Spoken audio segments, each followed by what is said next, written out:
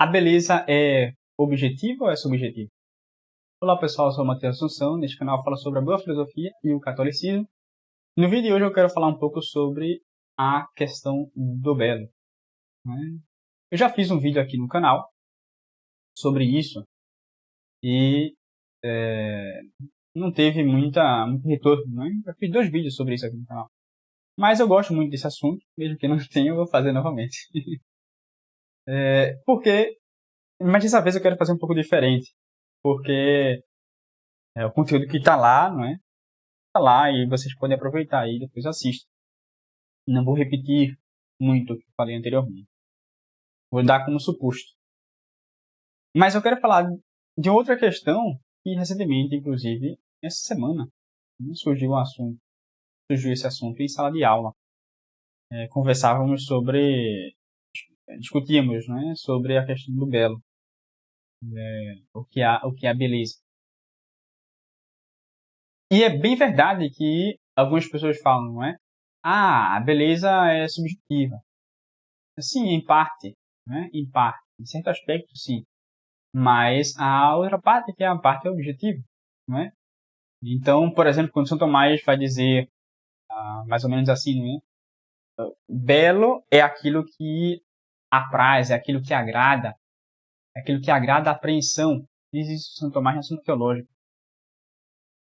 Claro que ele aí supõe uma noção de belo, que é a noção que tem critérios objetivos e também subjetivos, claro. Mas algumas pessoas não conseguem entender que as coisas possuem propriedades que são, de fato, coisas externas ao sujeito cognoscente, à pessoa que conhece, que, portanto, vai ser padecida de algum modo por aquela obra de arte. E há artes e artes, não é? Há artes que são umas melhores que as outras. E nós conseguimos perceber nas artes, de modo geral, e isso toda a cultura vai ter, sem sombra de dúvidas, é que, claro, há aspectos que são subjetivos, né, sobretudo por conta de questões de gosto e também questões culturais. Sim. Mas há coisas que são objetivas e podemos dizer que são 3. 3 coisas que se requerem para que se dê a beleza. E sobre isso também fala São Tomás na Suma Teológica. Já falei sobre isso em outros vídeos, sobre esse mesmo assunto. Inclusive há uma playlist aqui no canal sobre isso. Mas eu quero relembrar, não é apenas para que não se fique, para que não fiquemos aqui conversando sobre ideias soltas, né? Um primeiro é a integridade. Primeiro requisito, integridade. Segundo é o requisito da proporção ou consonância, harmonia, que seja. E o terceiro é a claridade. Então, a integridade é quando nada falta a uma coisa. Então, por exemplo, né, uma cadeira que não tem pé, é uma cadeira que é para ela funcionar com 4 pés, pés, enfim. Que é para funcionar assim, ela faltando ela não está íntegra, tá uma coisa estranha ali. Ou ainda o ser humano que não tem um braço, não é? Falta a sua integridade. Então pensemos isso na arte. Um filme que é desconexo, falta integridade a ele, certo?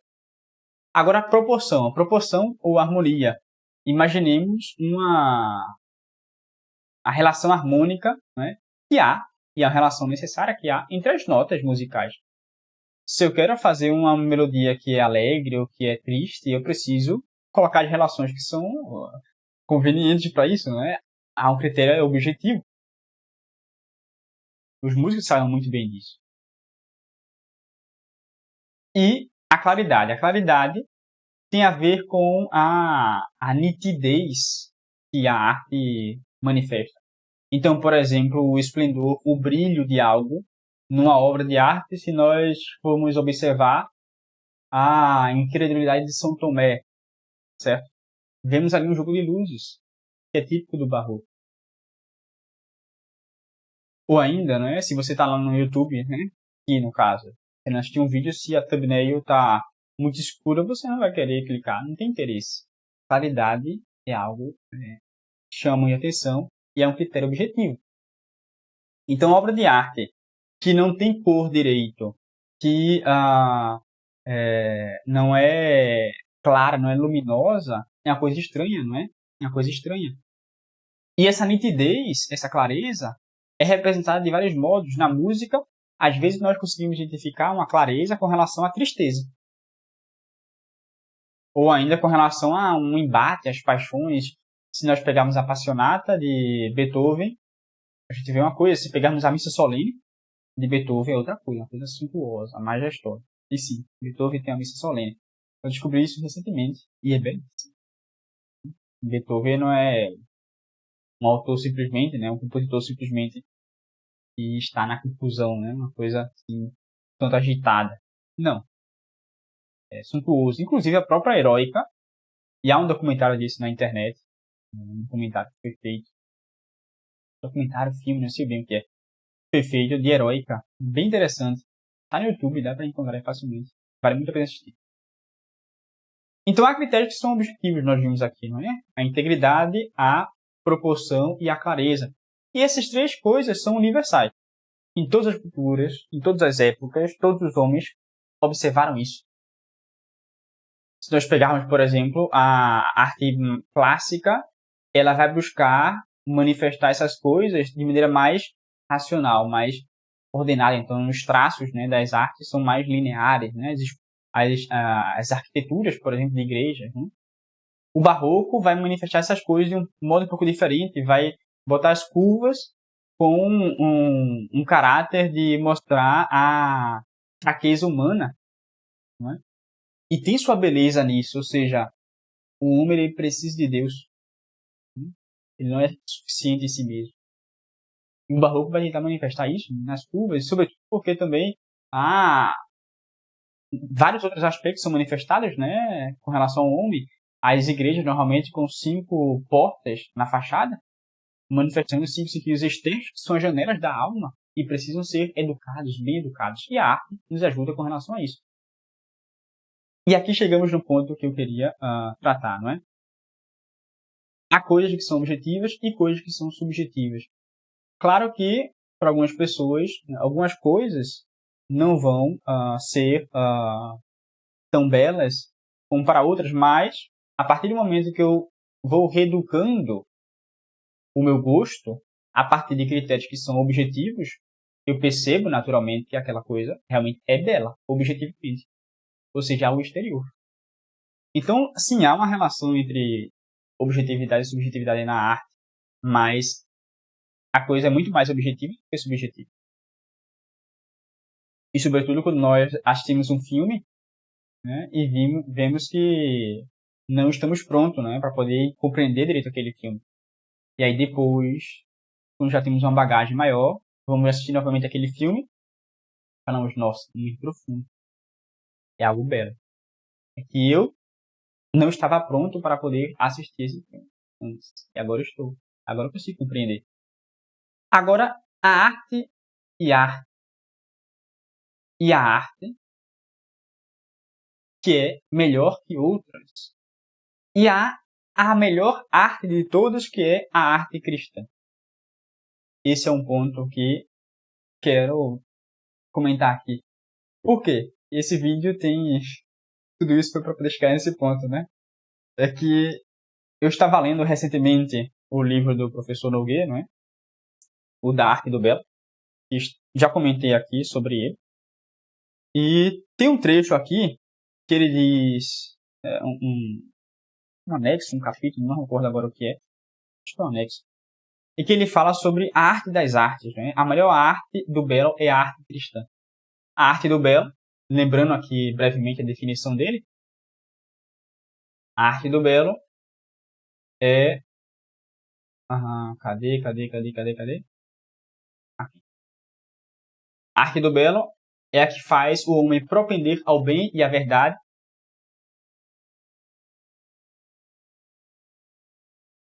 Eita, calma aí. Perdi. A gente faz ao vivo mesmo.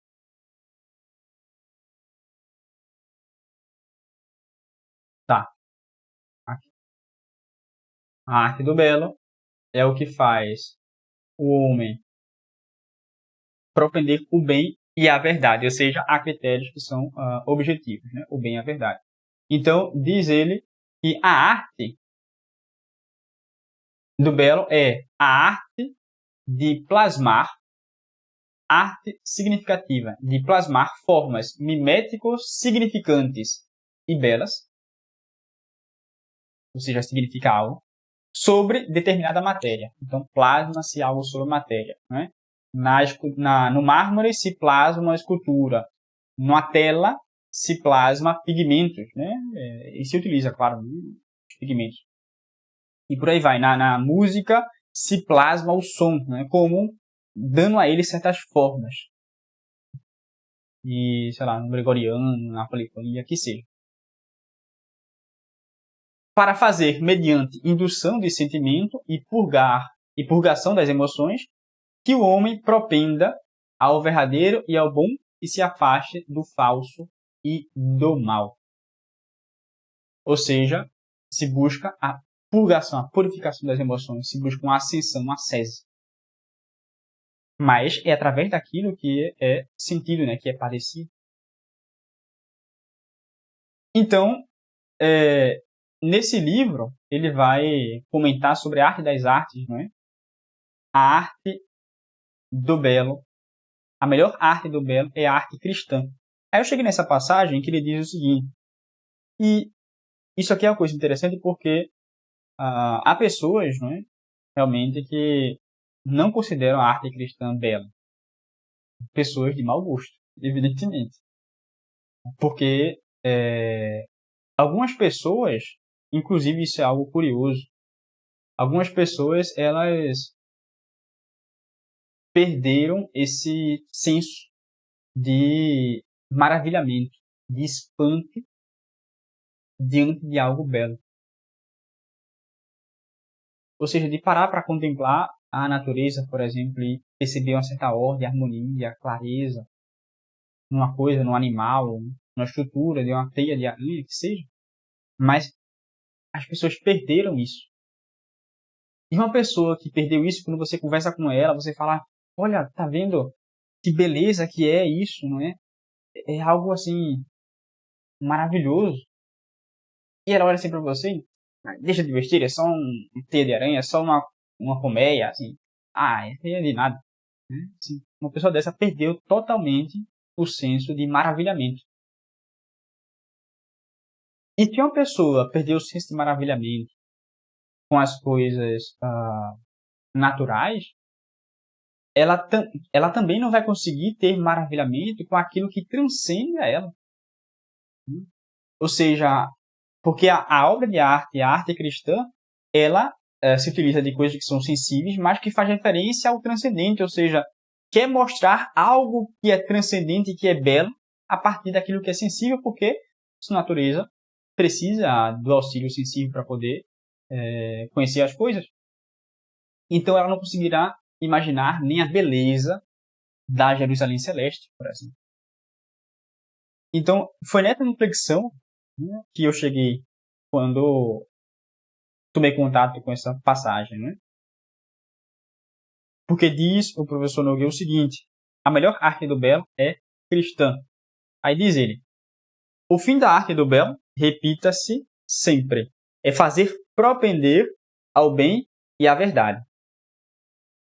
Mas todo bem e toda verdade tem por fonte aquele que é o sumo bem e a própria verdade, Deus.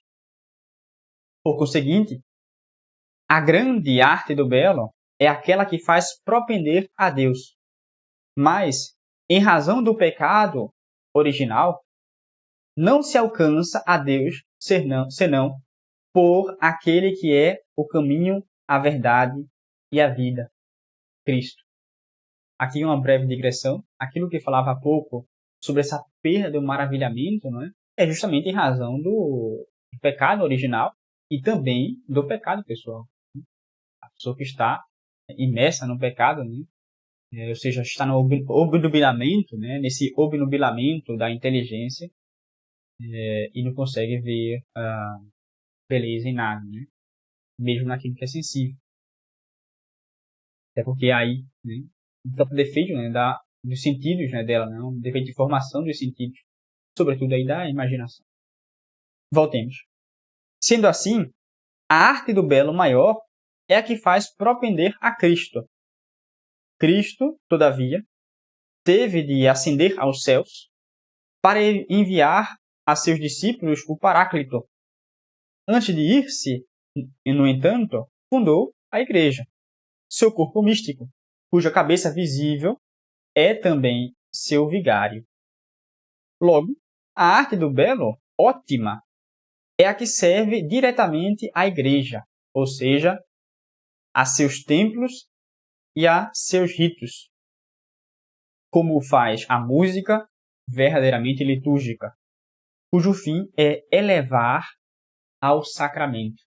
Daí porque, né, por exemplo, alguns tipos de músicas, né, sobretudo polifonia, né, claro, essas músicas são melosas, músicas, sei lá, com violão, baterias, coisas aí a gente nem fala, né, porque isso aí realmente, isso não leva a Deus, isso afasta de Deus, leva o homem para um ambiente mundano, né, ou seja, aquilo que é sagrado, você quer colocar coisas mundanas ali, porque as pessoas devem estar ali se sentindo bem, né? Então, assim, há uma perversão, né? No fim das contas, vai ser a sacralização do mundo no templo, ou seja, no ambiente sagrado. Isso é horrível. Isso afasta da oração, da contemplação. No fim das contas, afasta o homem de cultuar a Deus. Agora, não falo disso, eu falo aqui daquelas boas artes que não convêm, por exemplo, ao templo, né?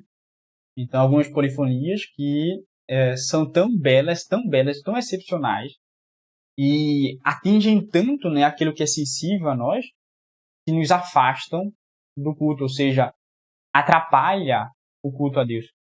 Então, há algumas missas, né, que são clássicas, né, são conhecidas, né, que afastam um pouco, atrapalham um pouco.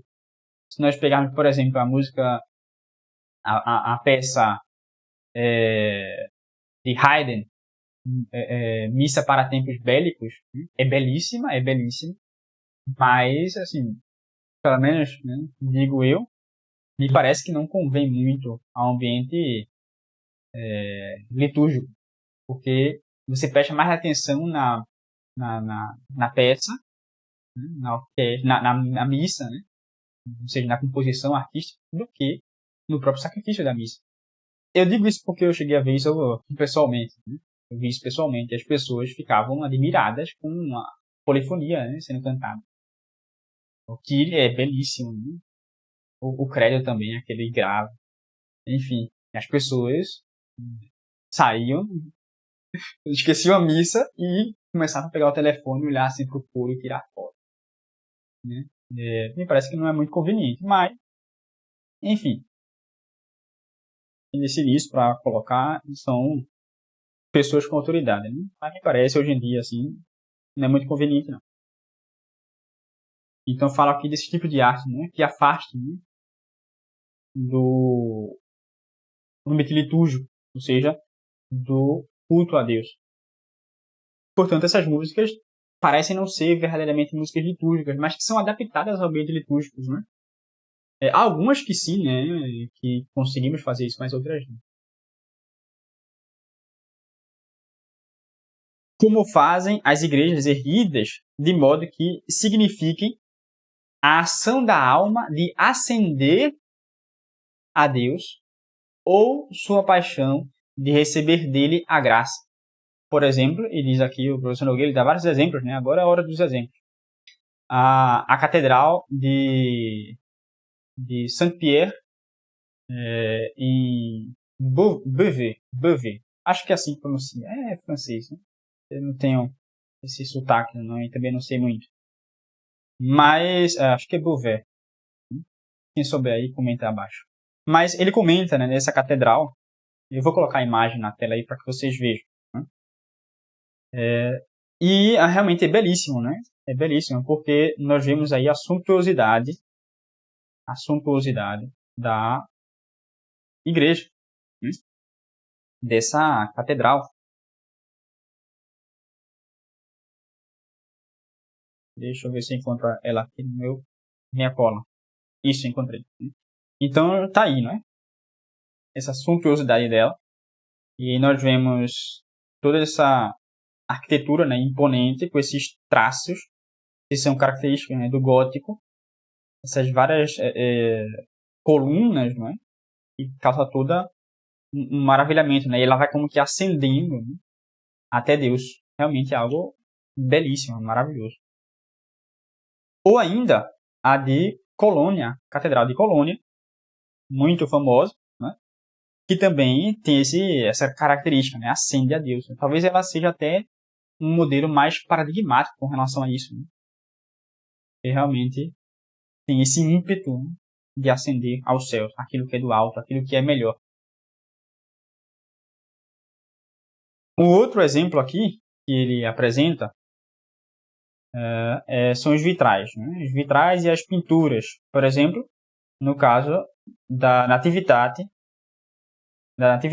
de Nosso Senhor Jesus Cristo, de Andrei Rublev.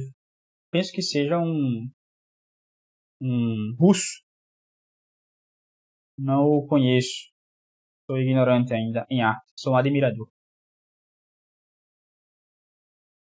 Ele coloca aí para que nós vejamos. Uma coisa curiosa, né? É belo também, né? Nós vemos aí Nossa Senhora, né, ao meio, e aí tem os anjos lá em cima, né?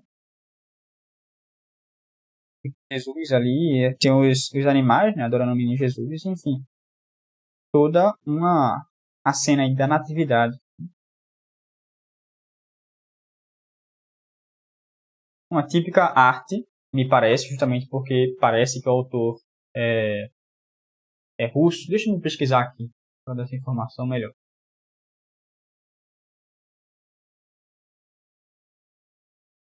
Isso mesmo, é um pintor russo. Então, típico aí da arte bizantina, não é? Essa imagem. Um belo exemplo. E as estátuas famosas da Pietà, de Michelangelo, também manifestam isso, né? A Pietà realmente é belíssima, porque, sobretudo, em razão da, da suntuosidade, né, que Nossa Senhora está ali. E o menino Jesus, ou melhor, Nosso Senhor, ele aparece como que o menino Jesus. E Nossa Senhora é tão grande e ele fica pequeno, né, diante dela. Realmente é algo muito belo também. Essa brincadeira, não é, que Michelangelo faz com os olhos, né, com nossos olhos, com o sentido. Enfim, então são coisas que fazem os fiéis, justamente, fazem a nós efetivamente tender efetivamente a piedade. E é algo realmente muito belo. Por isso que a melhor arte do belo é a arte cristã, porque nos leva à piedade, ou seja, à virtude de honrar a Deus, né? Buscar a Deus e, portanto, a pedir também coisas convenientes a Ele.